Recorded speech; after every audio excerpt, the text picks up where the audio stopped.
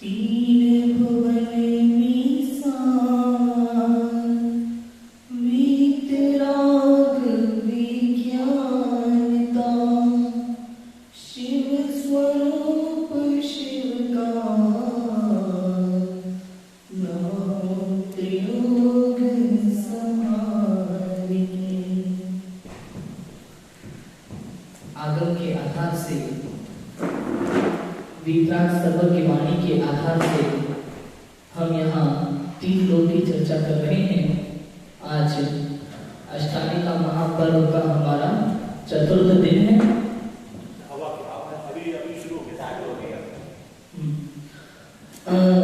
देखिए, हमने बोर्ड पर चर्चा की थी अभी 3 दिन से तीन लोक में, जिसमें हमने बाहर की, देखो इसमें दिख रहा है, इसको पूरा एकदम बराबर से कर दो बिना झुक के। हाँ, एकदम पूरा बिल्कुल ऐसा, बिल्कुल। ये हमारी तीन लोक की रचना है वास्तव में देखा जाए तो। अब इस लोक के बाहर क्या है? लोक के बाहर खाली आकाश है, स्पेस, उसको कहा लोकाकाश। हम 3 दिन के सब्जेक्ट को नक्शे के आधार से थोड़ा सा रिपीट करेंगे, बिल्कुल हल्का सा 5 मिनट में।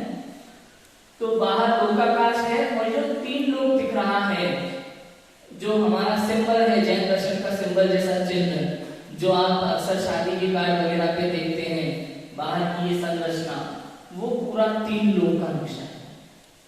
इसके बाहर कोई जीव नहीं है, कोई वस्तु पुद्गल जैसी कोई वस्तु नहीं है, कोई धर्म अधर्म काल द्रव्य नहीं है, समय भी नहीं है इसके बाहर। इसके बाहर अगर कुछ है तो खाली ब्लैंक स्पेस, खाली स्थान है, आकाश है, उसे आकाश द्रव्य कहा जाता है ना। अब ये जो 3 लोक दिख रहा है, इसमें बीच में जो एक नाड़ी दिख रही है, ये वाली, तो ये जो बीच में लाइन दिख रही है, इसको कहा जाता है त्रसनाड़ी। क्या कहा जाता है? त्रसनाड़ी। इसको त्रसनाड़ी क्यों कहते हैं?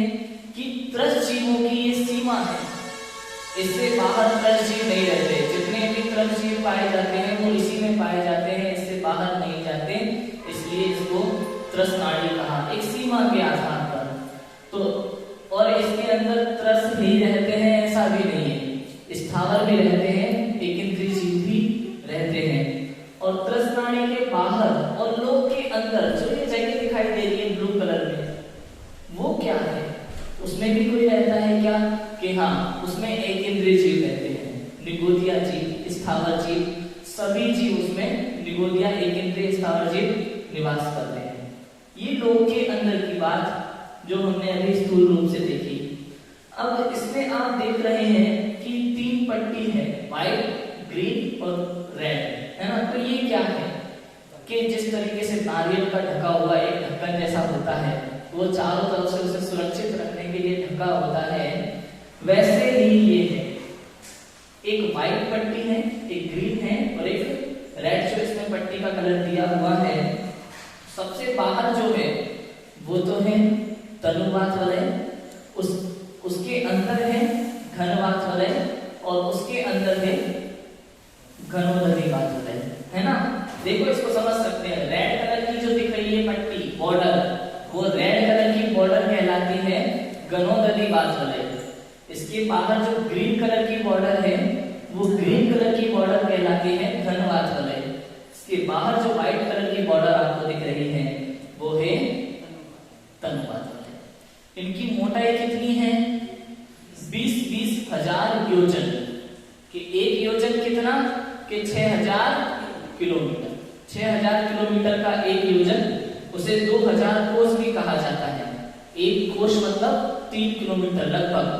इसमें लगभग जरूर लगाना गणित में, अपने यहाँ इस गणित में लगभग शब्द जरूर लगाना, क्योंकि एक्चुअल नहीं है ऐसा। समझ आया? हम उस इतनी बड़ी संख्या है, तो इतनी बड़ी संख्या को ऐसे किलोमीटर में नापना इतना आसान नहीं है।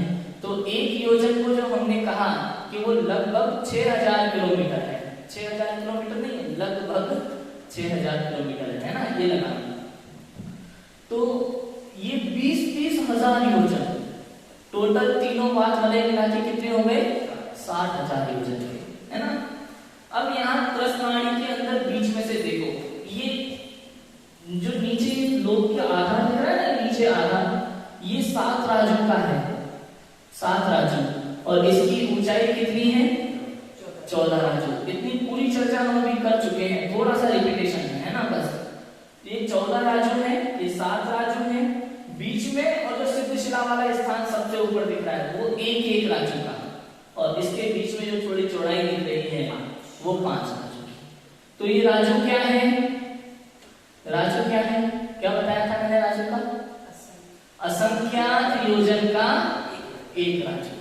तो दो राजू कितने होंगे कि असंख्यात इंटू असंख्यात योजन 2 राजू। ऐसे असंख्यात असंख्यात असंख्यात योजन अनकाउंटेबल है, फिर भी सर्वज्ञ भगवान की ज्ञान में सब कुछ है, वहां कुछ भी छिपा हुआ नहीं है, और वाणी में हम लोगों के लिए उसकी संख्या करना असंभव है, इसलिए वो असंख्यात है। तो असंख्यात के आधार पर ही कि असंख्यात असंख्यात असंख्यात करके ऐसे करके वो 14 राजू, 7 राजू, 1 राजू, 5 राजू ऐसे हमने गणित किया है। जैन दर्शन का गणित है जो थोड़ा मुश्किल है और हमारी काउंटिंग से बहुत बाहर रहेगा, लेकिन त्रिलोक सार, सपना सार जैसे ग्रंथों में जिस तरीके से उसे समझाया गया है, आप समझने की कोशिश करेंगे तो हो सकता है कुछ कुछ आपके समझ में आएगा। थोड़ी सी उसमें जो मैथ में रुचि वाले होते हैं ना, बुद्धि की विशेषता जिनकी होती है, जो वास्तव में इसमें विशेष रुचि लेते हैं, वो आसानी से समझ पाते हैं। आप लौकिक पढ़ाई में भी देखें अगर, तो अच्छा पढ़ना किसको आता है? सबसे अच्छा कौन समझता है? नहीं, अपने सब्जेक्ट पर जिसकी कमांड हो, जिसकी रुचि अच्छी हो। ये आवश्यक नहीं है कि उसने मैथ पढ़ा है इसलिए वो इंटेलिजेंट है, ये आवश्यक नहीं है कि उसने साइंस पढ़ा है इसलिए वो इंटेलिजेंट है। बात यह है कि आपकी रुचि किस सब्जेक्ट में है। अगर आपकी रुचि आर्ट में है और आप मैथ लेते हैं तो भले आप एक बार को धक्का देके पास भी कर लोगे, खूब अच्छा पढ़ोगे, लेकिन मजा नहीं आएगा उसमें। जिस विषय में आपकी रुचि है ना, उसी क्षेत्र में आप कार्य कर पाते हैं और उसी में आनंद आता है। और ऐसा लोक में देखा भी जाता है। हम लोग तो ये सोचते हैं कि पैसा कमाना ही पढ़ाई का एकमात्र सक्सेस है। ऐसा नहीं है कि जिसने सबसे अच्छा पैसा कमाया उसका टैलेंट सबसे अच्छा है, ऐसा नहीं है। और जैसे हम लोग हैं, आपको पता है एक विद्वान वैज्ञानिक जैसा होता है, एक मुमुक्षु वैज्ञानिक की तरह है, एक साधारण वैज्ञानिक की तरह है। क्यों?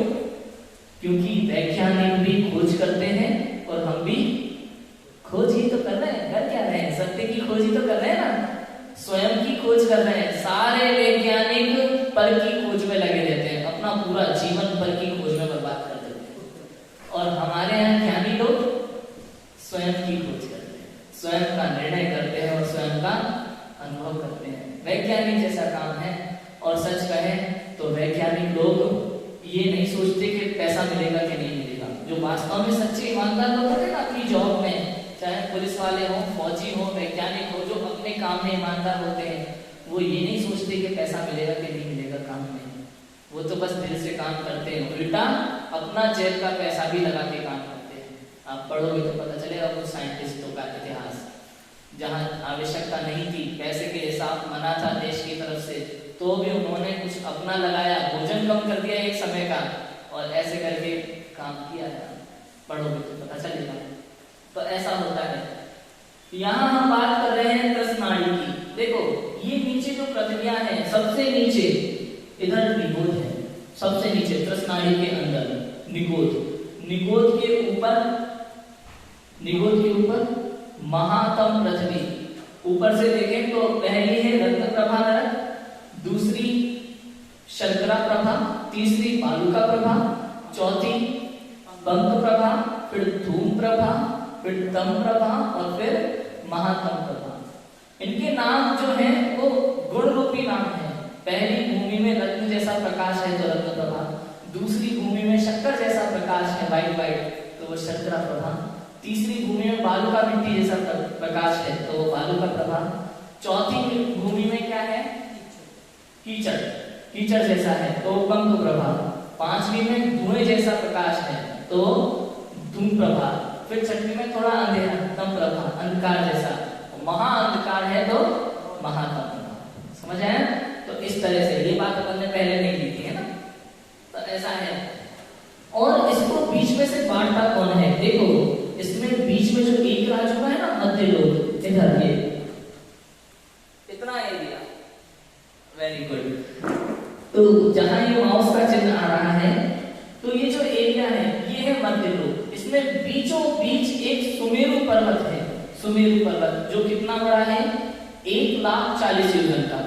कहीं कहीं पे 1,00,000 योजन हम कहते हैं भाषा में, 1,40,000 योजन का है, जो 1,000 योजन नीचे की तरफ उसकी जड़ें फैली हुई है, 99,000 योजन ऊपर तक है, उसकी चूलिका है कुछ 40 योजन की, ऐसे तो टोटल 1,40,000 योजन का ये सुमेरु पर्वत है, इस तरीके से, है ना। रत्न प्रभा भूमि के मैंने बताया 3 भाग विभाजित हुए हैं रत्न प्रभा भूमि के। कौन कौन से 3 भाग विभाजित किए थे हमने? खर भाग, पंख भाग और बहुल भाग। खर भाग में कौन रहता है? भवनवासी और व्यंतर। भवनवासियों में से 10 में से 9 जाति के और व्यंतर में 8 में से 7, और इनमें से जो एक हैं व्यंतरों के राक्षस जाति के और भवनवासी के असुर जाति के, ये दोनों देव पंख में वास्तव में भवनवासी उन्हें कहा जाता है जो भवनों में रहते हैं, व्यंतर देव घूमते रहते हैं। और जो हमने स्वर्गों की चर्चा की थी वो वैमानिक देव कहलाते हैं, विमानों में रहते हैं इसलिए वैमानिक देव हमने चर्चा की थी ना। स्वर्ग की तरफ हम लेंगे तो देखो ये आधे आधे में बटे हुए, सौधर्म, ऐशान, सौधर्म, ऐशान, माहेंद्र, सानत कुमार, ये सब 16 स्वर्ग के ऊपर तक। तो ये 16 स्वर्ग, उसके बाद में 9 ग्रेवियर, सीधी लाइन देखो इसके ऊपर 9 ग्रेवियर, 16 स्वर्गों के ऊपर 9 ग्रेवियर, 9 ग्रेवियर के बाद 9 अनुदेश, इस तरीके से है इसमें। देखो 9 ग्रेवियर, 9 ग्रेवियर के बाद 9 अनुदेश हैं इस तरीके से, और ये जल मंदिर बने हुए हैं देखो यहाँ, और 5 अनुत्तर। अनुत्तर के बाद में है सिद्धिशिला, सर्वास सिद्धि है बीच में, सर्वास सिद्धि 5 अनुत्तर के बाद में सर्वास सिद्धि। सर्वास सिद्धि के ऊपर क्या है? सर्वास सिद्धि के ऊपर मैंने कहा 12,000 योजन अष्टम ईशत प्रागभार नाम की भूमि, ईशत प्रागभार नाम की भूमि है, 12 योजन ऊंचाई है सर्वास सिद्धि से ऊपर, और उसकी मोटाई जो है ईशत प्रागभार भूमि की वो कितनी है? 8,000 योजन, सॉरी 8 योजन, 12 योजन की है और 8 योजन की वो। और उसके बाद में फिर ये सिद्धशिला है, और सिद्ध कहाँ रहते हैं कि सिद्धशिला में नहीं, उसके ऊपर रेड वाला जो 20,000 योजन का है वो, फिर ग्रीन वाला 20,000 योजन का, फिर व्हाइट वाला तनुवात वाले जिसे कहा जाता है, उसमें बिल्कुल ऊपर अग्रभाग में एकदम जैसे चाहते हैं ना, ये तनुवात वाले मानो ये है, इसका तनुवात वाले का ये नीचा हिस्सा, यहाँ पे बिल्कुल दीवार से लग के सब सिद्धों के सिर एकदम बराबर में, जैसे वो गैस का गुब्बारा। हाँ बिल्कुल वैसे ही, और बहुत स्पीड में जाता है। काले रंग के सबसे ऊपर उत्तर से है या इधर सफेद से? सफेद सफेद सफेद से नीचे है। हाँ सफेद का जो ऊपर वाला हिस्सा दिख रहा है ना, हाँ, वो तनुवात है, ऐसा है ना। अच्छा, लेकिन ये भी है कि सर्वार्थ सिद्धि के लिए और सर्वार्थ सिद्धि जहाँ समाप्त होता है, हाँ। वहाँ की उसके बाद जितनी है तो फिर वहाँ सिद्धशिला करके बोलते हैं, लेकिन हाँ बिल्कुल बिल्कुल ऐसा ही है। सर्वार्थ सिद्धि और सिद्धशिला में जो अंतर है वो आड़े बाल बराबर ऐसा बोलते हैं, लेकिन वो वैसा कहा जाता है, ऐसा है नहीं वास्तविकता में। अष्टम भूमि है, अष्टम भूमि है बीच में, वो 12 मैंने बताया ना 12 योजन का अंतर, और ऐसा है। तो अष्टम भूमि कुछ भी नहीं है, कुछ भी नहीं है उधर, नहीं उधर कुछ भी नहीं है, वो उसी में कहलाता है एक्चुअली। जैसे ये सिद्धशिला है, इसका नाम अपन ने सिद्धशिला दिया, भले अपन सिद्ध ऊपर रखेंगे, यहाँ जमीन पे कुछ नहीं रहेगा, फिर भी कोई बाहर से आएगा तो कहेगा भाई कमरे में कुछ है कि नहीं है, तो हम ये नहीं कहेंगे जमीन पे कुछ नहीं है, छत पे है, हाँ कमरे में है, सिद्धों का स्थान है। सिद्धशिला वही है। हाँ तो मतलब है सिद्धशिला हो, लेकिन उसमें रहते ऊपर है, तो ये भी नहीं कह सकते कि सिद्धशिला में सिद्ध नहीं है तो सिद्धशिला में, लेकिन इतनी ऊंचाई पर है वो, उससे सिद्धशिला से उतनी ऊंचाई पर वहां रहते हैं सिद्ध परमात्मा। समझ आया? तो एक तरीके से तो सर्वार्थ सिद्धि के ऊपरी भाग से लेके वहां तक सफेद के ऊपर तक पूरा सिद्धशिला कहा, हाँ वो सिद्धशिला है, पूरा सिद्धशिला ऐसा ही है। अब हम ले चलते हैं मध्य लोक में। हमारा ये हुआ इतना रसनाड़ी का, ये रसनाड़ी पूरी कितनी बड़ी है? 13 राजू की, और चौकोर है, एक राजू इधर एक राजू इधर, है ना, चौकोर है। और ये बिल्कुल ऐसा फ्रंट पे ऐसा नहीं है, अपन 3D में देखें इसको तो 7 राजू ये पीछे की तरफ है ना, उसके बीचों बीच 3 राजू इधर से 3 राजू उधर से, और बीच में एक राजू की चौकोर ये त्रसनाड़ी है ना, इस तरीके से ये है। अब ये है अपना मध्य लोक। आज हमें मध्य लोक की चर्चा करनी है। ये हमारा मध्य लोक है। देखो इसमें ये जो दिख रहा है ना नक्शा बना हुआ है, ये किसका नक्शा है? ये जम्बूद्वीप का नक्शा है ना। हमें चर्चा करनी है, निकालो भैया जम्बूद्वीप।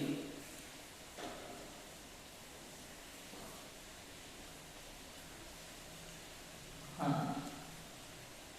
बहुत अच्छे। देखो ये जम्बूद्वीप का नक्शा है अपन को समझने के लिए। ये जो गोल गोल अंदर है ये वाला हिस्सा यहाँ तक का, ये जो हिस्सा है वो 1 लाख योजन है, 1 लाख योजन का जम्बूद्वीप कहलाता है। और इसके बाहर जो नीला नीला दिख रहा है वो लवण समुद्र है, वो 2 लाख योजन का है। ऐसे असंख्यात द्वीप समुद्र है इस पृथ्वी पर। यहाँ मध्य लोक में असंख्यात द्वीप समुद्र, मतलब ये बीच में जो डॉट है ना एकदम ये कत्थे कलर का ये वाला, हाँ ये है सुमेरु पर्वत। सबसे बीच में वो जो सुमेरु पर्वत जो 1 लाख योजन का मैंने बताया, वो सुमेरु पर्वत है। ये पूरे 3 लोक को विभाजित करता है। ऐसे मध्य लोक में जो असंख्यात द्वीप और समुद्र हैं उन सबका सेंटर भी क्या है? ये सुमेरु पर्वत। अब यहां से देखो आप, सुमेरु पर्वत जैसे बीच में बना हुआ है, अपन देखें बिल्कुल बीच में रखा हुआ है। उसके बाद चूड़ी रखते जाओ साइज के हिसाब से बड़ी, एक छोटी रखी, फिर उससे बड़ी, फिर उससे बड़ी, फिर उससे बड़ी, फिर उससे बड़ी, ऐसे गोल गोल गोल गोल गोल गोल गोल असंख्यात द्वीप समुद्र है। 2.5 द्वीप वाला नक्शा निकालना इसी क्या जैसे ये 2.5 द्वीप है। इसमें अभी वो जम्बूद्वीप जो हमने देखा ना, वो जम्बूद्वीप ये बीच वाला है। इसमें इसके बाहर वो जो ब्लू कलर में छोटा सा दिख रहा है वो लवण समुद्र, फिर उसके बाहर ये वाला जो है वो घात की खंड समुद्र है, घात की द्वीप है और घात की खंड द्वीप। इसके बाद ये कालोदरी समुद्र है। उसके बाद ये पुष्करवण द्वीप है आधा, अर्ध पुष्करवण द्वीप, और आधा और ये मानुषोत्तर पर्वत है रेड कलर का, ये मनुष्य गति की सीमा है। इसके बाहर मनुष्य नहीं पाए जाते हैं। और इसके बाहर जो है वो आधा पुष्कर द्वीप और है, वहां मनुष्य नहीं जा सकते हैं। उसके बाद में पुष्करवण समुद्र है। उसके बाद में पुष्करवण समुद्र के बाद में नहीं, हाथी खंड ये वाला है। पुष्करवण समुद्र के बाद में फिर और द्वीप समुद्र है, चीरवर द्वीप है, ग्रथवर द्वीप है, वारुणीवर द्वीप समुद्र, और वारुणीवर नाम ऐसे ही है, जैसे चीरवर द्वीप है तो चीरवर समुद्र है, ग्रथवर द्वीप है तो ग्रथवर समुद्र है, वारुणीवर द्वीप है तो वारुणीवर समुद्र है, नंदीश्वर द्वीप है तो नंदीश्वर समुद्र है, और फिर अरुणवर द्वीप है तो अरुणवर समुद्र है। ऐसे असंख्यात द्वीप समुद्र है, असंख्यात द्वीप समुद्र है इसी प्रकार से। और सब ऐसे ही हैं और सब दूने दूने हैं। दूने दूने मतलब कि 1 लाख योजन का जम्बूद्वीप है तो 2 लाख योजन का लवण समुद्र है, फिर 4 लाख योजन का घात की खंड द्वीप है, 8 लाख योजन का कालोदरी समुद्र है, फिर 16 लाख योजन का पुष्करवण द्वीप है, जिसमें से आधा 8 लाख योजन के बीच में मानुषोत्तर पर्वत है, जहां मनुष्य की सीमा समाप्त होती है। उसके बाद गुना गुना करते जाए हम तो लास्ट समुद्र है स्वयंभू रमण द्वीप और स्वयंभू रमण समुद्र, वो अंतिम समुद्र है, इतना बड़ा। और इस बीच में असंख्यात द्वीप और समुद्र हैं। इन समुद्रों में भी छोटे छोटे द्वीप हैं। अपनी जो लंका है ना, लंका, हमें क्या लगता है लंका कहाँ है? हाँ? यही लंका लगता है ना भारत के नीचे नक्शे, भारत के नक्शे में देखो या तो छोटी सी टूटी हुई सी लंका है, एकदम छोटी सी।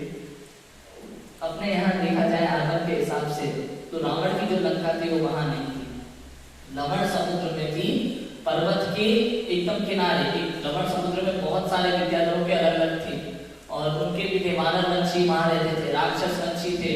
तो राक्षस वंशी जो थे, इन इनका वंश का नाम राक्षस था।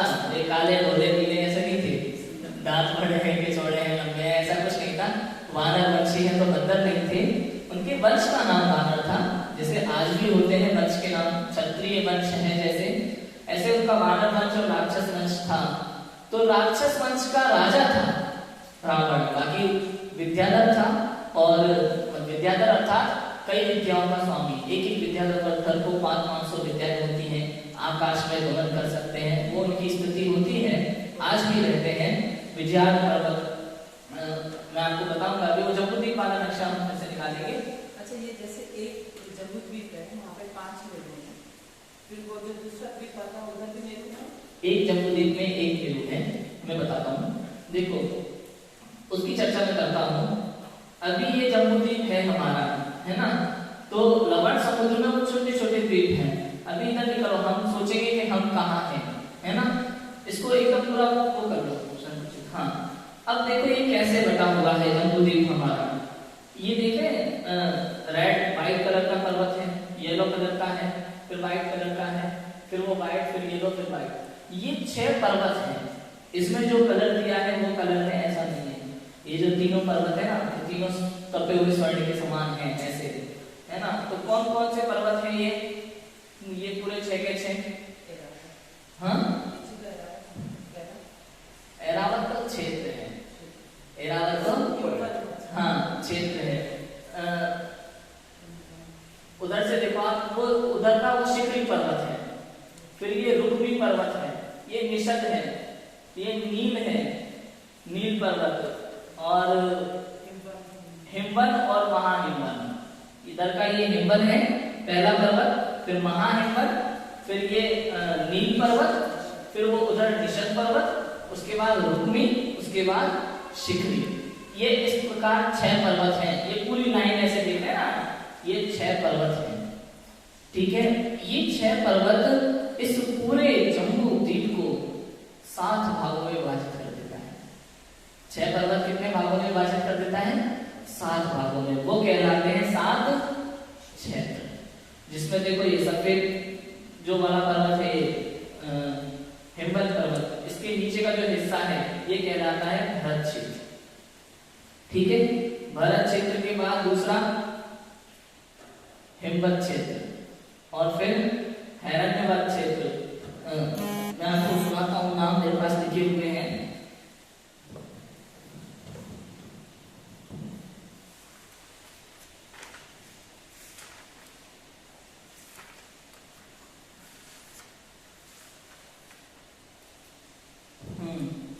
भरत, हेमवत, उसके बाद तीसरा है हरि क्षेत्र। हरि क्षेत्र के बाद जो बीच में जो देख रहे हैं ना, ये पूरा लंबा चौड़ा इतना, ये नीले और कत्थई कलर के बॉर्डर के बीच में, ये पूरा है विदेह क्षेत्र। उसके बाद में उसके ऊपर जाएंगे तो रम्यक क्षेत्र, उसके बाद में हिरण्यवत क्षेत्र, उसके बाद में ऐरावत क्षेत्र। तो भरत, हेमवत, और उसके बाद में हरि, फिर विदेह, फिर रम्यक क्षेत्र, हिरण्यवत क्षेत्र और ऐरावत क्षेत्र। इस प्रकार से टोटल कितने क्षेत्र हो जाते हैं? 7 क्षेत्र हो जाते हैं। अब इसमें आप ये देखो कि ये जो पहला पर्वत है हिमवत पर्वत, ये कितना ऊंचा है? 100 योजन। कितना ऊंचा है? 100 योजन। 1 योजन 6000 किलोमीटर। हाँ, 1 योजन 6000 किलोमीटर। 6000 किलोमीटर, ये 100 योजन मतलब 6000 इंटू 100, 60,000 हाइट है, किलोमीटर हाइट है। तो माउंट एवरेस्ट को देखो, इतना कुछ भी नहीं है ना, तो हमें तो उतना पता ही नहीं चलता, कुछ भी नहीं है, ठीक है। 100 योजन का ये, फिर 200 योजन का महाहिमवन, फिर वो तीसरा वाला जो निषद है, नील है, नील पर्वत, वो कितने योजन का? 400 योजन का।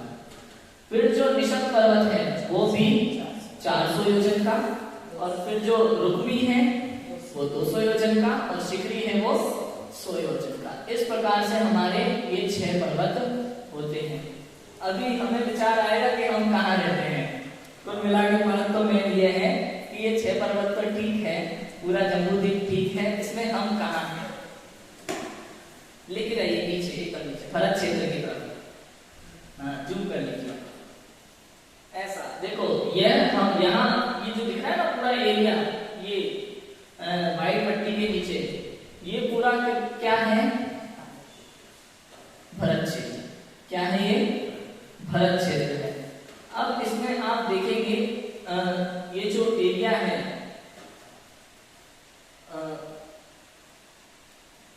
इधर बीच में होता है एक पर्वत, वो कहलाता है विजयार्थ पर्वत।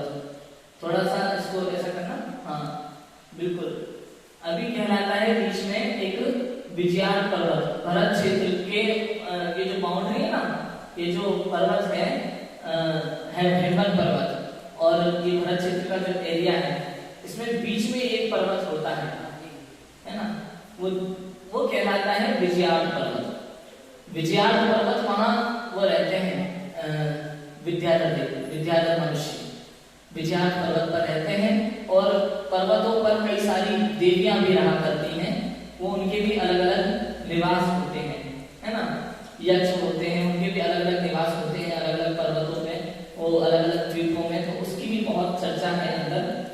अभी तो हम यहाँ देखेंगे समझेंगे कि इधर जो पर्वत था हमारा हिम्मत पर्वत, वहां एक पद्म नाम का सरोवर है। क्या है? पद्म नाम का सरोवर। क्योंकि हम यहाँ भरत क्षेत्र में रहते हैं, ये तो हमको समझ में आ गया, लेकिन भरत क्षेत्र में हम कहाँ हैं ये भी हमें समझना आवश्यक है। तो जो पर्वत है, वहां से एक पद्म सरोवर निकलता है। कौन सा सरोवर? पद्म सरोवर। पद्म सरोवर के दोनों तरफ से नदियां निकलती हैं, एक तरफ सिंधु नदी और एक तरफ गंगा नदी, है ना, दोनों तरफ से वो नदियां निकलती हैं। वो नदियां इस भरत क्षेत्र को 6 खंडों में विभाजित कर देती है। कितने खंडों में?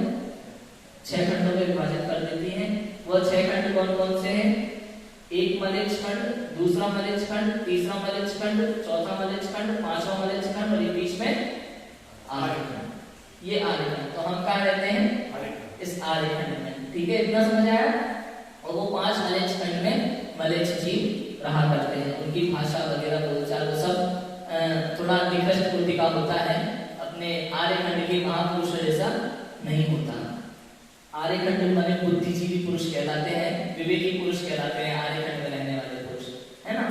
तो ऐसा अब आर्यखंड में भी हम कहाँ हैं? हमारा जो विश्व है, हमारी जो दुनिया है, जिसे हम देख सकते हैं, अमेरिका, जापान और जो बड़े बड़े देश हैं, जो सबके नाम भी लिया है ना, रूस, नेपाल, ऑस्ट्रेलिया, जो कुछ भी है, तो ये सभी तो रेड कलर का दिख रहा है ना, ये रेड कलर का, हाँ ये रेड कलर का जो है, ये हमारा विश्व। इतना सा, इसमें तो इतना बड़ा दिया हुआ है। जो दूसरा एक और नक्शा है, वो उसमें ग्रीन कलर का डॉट दिया हुआ था, बिल्कुल छोटा सा, एकदम छोटा सा डॉट दिया हुआ था कि ये हमारा विश्व है। इससे बाहर की दुनिया हम देख नहीं पाते हैं।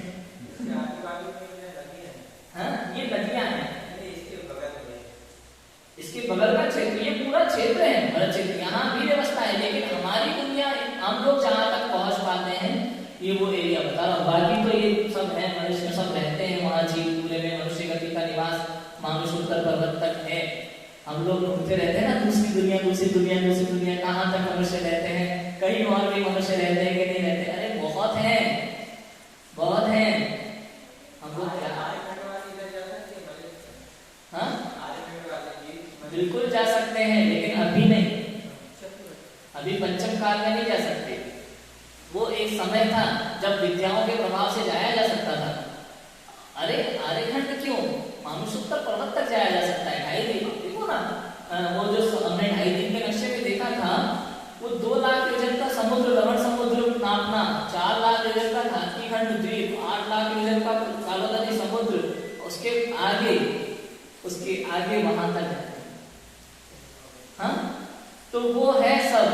अपन चर्चा करें तो बहुत है। देखो विद्याधर जो है, वो विद्या के माध्यम से जा सकते हैं, आकाश नाम की विद्या होना चाहिए। और फिर ये तो भरत क्षेत्र था, फिर अब लाइट चली गई है, तो विदेह क्षेत्र जो हमने देखा था बीच में, सुमेरु पर्वत के चारों तरफ 32 विदेह हैं, 16 इधर 16 इधर, 16 में 8 इधर 8 इधर, ऐसे करके 32 विदेह हैं टोटल अपने जम्मू में। तो वहां विदेह क्षेत्र में श्रीमंत भगवान की वाणी सुनते हैं, चारण वृद्धि के प्रभाव से, अगर चारण वृद्धि नहीं होती तो नहीं जा सकते थे। चारण वृद्धि नहीं होती उनके पास तो वो नहीं जा सकते थे। हाँ लेके गए, लेकिन चारण वृद्धि नहीं होती तो देव भी नहीं ले जा सकते थे। हाँ, चारण वृद्धि आवश्यक थी उसमें। हाँ, इस बात को समझना, क्योंकि उनकी स्वयं की आकाशगामिनी शक्ति होना चाहिए। अगर उनके पास स्वयं आकाशगामिनी शक्ति नहीं होती, चारण वृत्ति नहीं होती, तो नहीं ले जा सकते थे। मनुष्य का पर्वत का बोले ना, मनुष्य हाँ। तो विदेश क्षेत्र वाले जीव जा सकते हैं। हाँ वो जीव जा सकते हैं मनुष्य। बिल्कुल बिल्कुल, विदेश क्षेत्र वाले मनुष्य जा सकते हैं वहां तक, मानुषोत्तर तक। मानुषोत्तर के बाहर नहीं जा सकते। नहीं, मनुष्य हाँ जा सकते हैं, उस तरफ बिल्कुल जा सकते हैं। और विदेश क्षेत्र में चूंकि चौथा काल रहता है, चौथा काल जो होता है, कौन सा चौथा काल? स्टार्टिंग काल, तीसरे काल का अंत का समय, चौथे काल का प्रारंभ का समय, सदा काल वैसा समय रहता है वहां पर। तो वहां ऐसे जीव होते हैं, विद्याओं से सहित होते हैं और वो जा सकते हैं।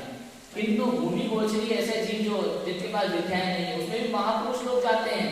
जैसे भूमि गोचरी में नारायण, पति नारायण जैसे महापुरुष होते हैं ना, बलभद्र, इन लोगों के पास यदि शक्ति होती है। जैसे कृष्ण थे, कृष्ण तो वो गए थे भारत की कंट्री तक, लवण समुद्र लान करके, उसका वर्णन है हरिवंश पुराण में, बड़ा है।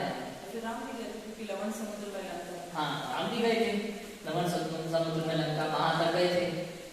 तो ये पूरा वर्णन है, विद्याओं के प्रभाव से और पुण्य के प्रभाव से जाते हैं। किंतु वो सीमा मानुषोत्तर पर्वत है, वहां उसके आगे मनुष्यों का कोई पुण्य काम नहीं करेगा।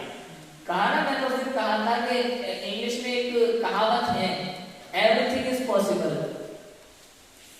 भैया एवरीथिंग इज पॉसिबल सब जगह नहीं लगाई जा सकती। पॉसिबल है वही पॉसिबल है, और जो इम्पॉसिबल है वो कभी पॉसिबल होने वाला नहीं, कहीं से कहीं तक नहीं। हाँ, पुण्य के प्रभाव से नारायण पति नारायण को जीतता है, ये बात सच है। किंतु आप कहो कि तीर्थंकर जैसा जीव भी पुण्य के प्रभाव से मानुषोत्तर पार कर जाए, तो वो असंभव है, उसको कोई पॉसिबल करने वाला नहीं। तो लंका उधर है तो राम कैसे गए लंका? और विद्या के प्रभाव से उनको कई विद्याएं सिद्ध हुई थी। वो विद्याधरों के साथ गए थे, विमान में बैठ के गए थे। इन लोगों के यहाँ, हालांकि वैष्णव परंपरा में तो वो समुद्र में पुल बना करके गए थे ऐसे, हमारे यहाँ विमान से गए थे। विमान से गए थे, बहुत स्पीड वाले विमान होते हैं, अपने एरोप्लेन की ताकत नहीं है इतना दौड़ने भागने की, बहुत स्पीड वाले विमान होते हैं, मन की गति से चलने वाले विमान होते हैं। नहीं नहीं, मानुषोत्तर कहाँ लाना था? लवण समुद्र अंदर है। लवण समुद्र तो जम्मू द्वीप के बाहर है। वो जो है लास्ट में स्वयंभू रमण तक तो पहुंच जा सकते हैं। हाँ, ये लवण समुद्र है। स्वयंभू रमण तक तो स्वयंभू समुद्र किधर है भैया? लंका और इधर क्या है? बिल्कुल व्यू वो काटता है। अरे जो स्वयंभू रमण तक तो बात ही सोचो। बाली सुग्रीव का वो जो सेना था। हाँ, बाली सुग्रीव वगैरह जो ये विद्याधर थे, इन लोगों के पास व्यवस्थाएं थी, विमान थे और अच्छी खासी सेना थी, और एक विद्याधर नहीं कई जीव इनके साथ जुड़ रहे थे। पुण्य के प्रभाव से बहुत जो लोग जुड़ते हैं। और बात ऐसी थी कि बाली की पत्नी, मैंने आपको सुनाया था नहीं सुनाया था कहानी?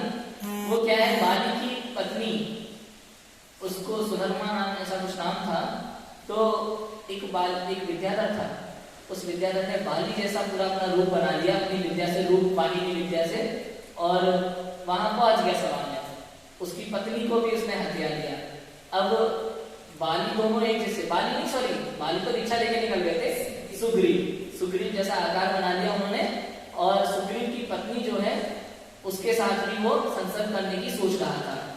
तो लेकिन उन्होंने देखा दो सुग्रीव हैं, तो पत्नी ने तो भैया नियम दिया, दोनों को मार्च नहीं आने देंगे। उन्होंने बाहर अपने पुत्र को खड़ा कर दिया, द्वारपाल जैसा बना करके अपने महल के बाहर, अपने कमरे के बाहर। तो कोई भी सुग्रीव अंदर आने नहीं देना, इनका समस्या हल नहीं हो जाती। तो जो अच्छा वाला, मतलब जो सच्चा सुग्रीव था, रियल वाला, वो गया इधर मदद मांगने के लिए खरदूषण के पास, और इधर खरदूषण को लक्ष्मण ने मार दिलाया था। राम लक्ष्मण का युद्ध हो चुका था उसके साथ में, है ना। तो उसके बाद और घटना है, इधर सुग्रीव आया, उसने देखा भाई राम लक्ष्मण है, दो लोग अयोध्या के राजकुमार हैं, इनका खरदूषण से युद्ध हुआ, इन्होंने उसको मार दिया, मेरी अंतिम आस भी चली गई, ऐसा उनको लगता है। उसके बाद में फिर वो उसे राम लक्ष्मण के विषय में पता चलता है कि राम की स्त्री हरी गई है, तो मैं भी स्त्री शोक से व्याकुल हूँ, वो भी स्त्री शोक से व्याकुल है, परस्पर समान दुख होता है, तो एक दूसरे की मदद करने में आसानी होती है, भाव जागता है। और राम अपनी स्त्री से शोकाकुल थे, दुख थे, स्त्री दुख में लीन थे, यूं समझो तो सुग्रीव जब उनके पास आया, उन्होंने सुग्रीव को गले लगाया, मित्र बनाया, उसकी मदद की। हनुमान मदद नहीं कर पाया, हनुमान अपने वानर वंश का स्वयं होकर के अपने वंश की मदद नहीं कर पाया, सुग्रीव की मदद नहीं कर पाया। क्यों? क्योंकि वो दोनों समान दिखते थे, वो भी नहीं समझ पाया किसको माने किसको नहीं। गलती से कहीं असली सुग्रीव को मार दिया तो और दिक्कत, हनुमान नहीं कर पाया। बाद में लेकिन राम ने कर दिया। राम चूंकि बलभद्र थे, बुद्धिशाली जीव थे, जब वो उसके सामने गए तो सामने जाते ही उसकी विद्या भाग गई। विद्या जो होती है देवी होती है, विद्या भाग गई। उसको देखते उसकी विद्या रूपवाणी की जो विद्या थी वो भाग गई। उसको देखते वो असली रूप में आ गया, असली रूप में आ गया और फिर राम ने उसे मार दिया। तो हाँ, बलभद्र थे, पुण्य के प्रभाव से भाग गए। एक और जगह है, लक्ष्मण जब मूर्छित होते हैं ना, तब वो अपने यहाँ वैसी वाली कथा नहीं है, वो संजीवनी बूटी वाली, अपने यहाँ वो है पूर्व जन्म का है भैया, चक्रवर्ती की पुत्री थी वो। और अभी यहाँ पर उस चक्रवर्ती की पुत्री, वो जो अजगर वाली कहानी है ना, अजगर के मुंह में जाती है वो, हाँ, अनंगरा नाम की स्त्री, वो चक्रवर्ती की पुत्री थी उस गाँव में। कहाँ चक्रवर्ती की पुत्री होना और कहाँ वनों में भटकना। वो विद्याधर हर के ले गया था। कौन विद्याधर हर के ले गया था? यही लक्ष्मण का जी, हाँ, हर करके ले गया था। वहां छोड़ दिया था वन में चक्रवर्ती के भय से, क्योंकि उसके आदमी पीछे लगे थे, है ना। उसके बाद उसने सल्लेखना धारण कर ली, व्रत उपवास किए, नियम लिए। मतलब ऐसे भयंकर वन में जहाँ अच्छे अच्छे वीर नहीं टिक सकते, ऐसे भयंकर वन में उसने परिणाम खराब नहीं किए, कलुष परिणाम नहीं किए, निर्बल परिणामों से व्रत उपवास इत्यादि किए, साधना करती रही, ध्यान में लीन रहती रही। अंत में समाधि मरण पूर्वक अजगर के मुंह में जाकर के भी उसने निर्मल परिणामों से देह त्याग किया। उसके देव गति में गई। फिर वहां से आकर के इधर लक्ष्मण इधर आया और अनंतसरा वही अयोध्या में ही किसी के यहाँ राजा के यहाँ पुत्री के रूप में उत्पन्न हुई। और उसका ऐसा प्रभाव था, उसके सुगंध मात्र से कई जीवों के रोग दूर हो जाते थे। अनंतरा के उसका स्नान का जल, उसके स्नान का जल सभी दवाइयों में श्रेष्ठ था, बड़े से बड़े रोग का इलाज था। तो यहाँ जब लक्ष्मण के साथ ऐसा हुआ, उसी समय वहां से किसी का आना हुआ, सब निमित्त नैमित्तिक संबंध बनते हैं। और उन्होंने कहा भैया अनंतसरा नाम की वो है, अयोध्या आपके भरत राज्य में है, आप उसका स्नान का जल लाइए। वहां पता चला तो वहां निमित्त ज्ञानी ने उनको बताया था कि लक्ष्मण के साथ ही इसका विवाह होने वाला है। तो राजा ने कह दिया आप अनंतसरा को क्या, आप अनंतसरा का स्नान जल नहीं, आप उसी को ले जाइए। तो जैसे जैसे वो अनंतसरा समीप आती गई, वो लक्ष्मण को जो शक्ति लगी थी वो शक्ति वहां से दूर जाती गई। वो शक्ति ने बताया, हनुमान ने उसको पकड़ लिया था, तो शक्ति ने बताया क्या कहा कि देखो ऐसा है, मेरी कोई गलती नहीं है। रावण ने अपने समझो अपनी भक्ति के प्रभाव से इंद्र के प्रसन्न होने पर मुझे पाया था। वो भी वाली मुनिराज वाली कथा याद होगी, कैलाश पर्वत उठा रहा था, वाली मुनिराज ने अंगूठे से दबाया और वो फिर नस काट करके उसने वीणा में लगा करके भक्ति की, उससे इंद्र ने प्रसन्न होकर उसे ये शक्ति दी थी, जो शक्ति उसने राम लक्ष्मण पर छोड़ी थी। और वो शक्ति रावण को ने तो मना किया था इंद्र से कि मुझे नहीं चाहिए, फिर भी उन्होंने आग्रह करके, मेहमान को आग्रह करके जबरदस्ती पैसे दिए थे ना, नानी देती है, नानी के घर जाते तो बच्चों को पैसे देती है ना, आग्रह करके जबरदस्ती 10 रुपए 20 रुपए, वैसे आग्रह करके जबरदस्ती इंद्र ने प्रसन्न होकर रावण को वो शक्ति दी थी। और आज वो शक्ति यहाँ रावण ने लक्ष्मण पर छोड़ी थी। और वो शक्ति, वो बोल रही थी, शक्ति ने कहा मुझे कोई भी जीतने में समर्थ नहीं था। ये शक्ति जब मैं मतलब इसके मरण को कोई टाल नहीं सकता था। ये अनंतसरा ही एक ऐसी है, यही एक ऐसी पुण्यशाली स्त्री है जिसके प्रभाव से मुझे जाना पड़ता है। तो सोचो पुण्य कैसा है। पुण्य मतलब मेरा कहने का ये, दुनिया का कोई पुरुषार्थ काम का नहीं है, कोई पुरुषार्थ दुनिया का काम का नहीं है। जीवन में सारी सुलभता, बड़ी से बड़ी सुलभता अगर कहीं से प्राप्त हो सकती है तो वो धर्म कार्य से प्राप्त हो सकती है, वो भी निर्वांछा पूर्वक, बिना इच्छा के, बिना इच्छा के, बिना फल, कहते हैं ना फल की चाह मत करो, कर्म किए जाओ, शुभ कर्म अच्छे कर्म किए जाओ, धर्म मार्ग पर चलते जाओ, मोक्ष मार्ग पर चलते जाओ, फल की चिंता मत करो, फल अपने आप मिलता है। धर्म का फल आपकी सोच से परे है, सोच से परे है। आपको चाहिए 1 करोड़, मिलते हैं 10 करोड़, ऐसा फल है धर्म का। तो ये पुरुषार्थ जो हम करते हैं, मान लो 90 नंबर लाने का पुरुषार्थ किया और आते हैं 50 नंबर, 60 नंबर, 80 नंबर, ये पुरुषार्थ तो फेल पुरुषार्थ है, इसमें कुछ नहीं रखा। पुण्य के वजह से मानो 40 नंबर लाने का पुरुषार्थ किया और आते हैं 90 नंबर, पुण्य का उदय हो तो ऐसा हो जाता है। कब क्या हो जाए कुछ नहीं पता। समझ में आ रही बातें? स्पीड में बोल रहा हूँ, थोड़ा सा स्पीड में इसलिए बोल रहा हूँ क्योंकि विषय सरल है और मुझे पता है समझ में आता जाएगा, इसलिए मैं बहुत स्पीड में चल गया, है ना। और अपना लाइट चली गई तो अपना विषय अधूरा रह गया। ज्योतिषी देवों की भी अपन को चर्चा करनी थी, सूर्य चंद्रमा इत्यादि की भी। अभी करें कल करें? कल करेंगे ना, ठीक है, ओके। अभी की बात को विराम देते हैं।